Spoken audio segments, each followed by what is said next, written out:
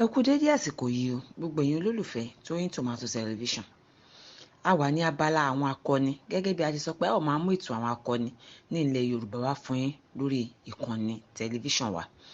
Lónìí, a fẹ́ sọ̀rọ̀ lórí olóògbé Moshood Fọlọ́runṣọ́ Abíọ́lá, ẹni tí ọ̀pọ̀ èèyàn mọ̀ sí Professor Peller.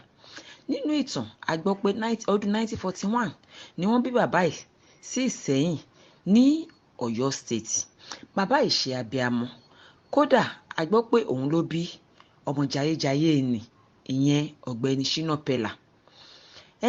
Professor Peller ó jẹ́ onídán tí ó gbóná dáadáa nígbà ayé rẹ̀.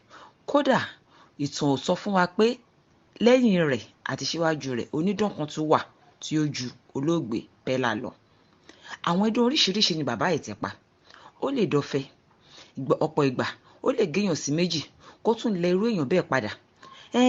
Ó fẹ́ ìyàwó, orúkọ ìyàwó rẹ̀ ni Lady Peller, Alájà Sílífà Adébóyì. So a gbọ́ pé bàbá yìí àti ìyàwó rẹ̀ lọ́jọ́ ń ṣiṣẹ́ pidánpidán papọ̀ nígbà ayé wọn.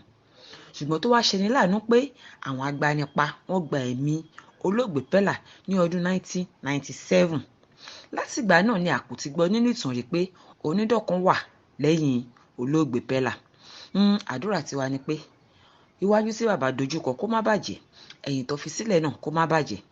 A ò ní rí jù yìí lọ lórí ètò Tóyìn Tòmátò ní abala ìtàn àwọn akọni ní ọjọ́ òní.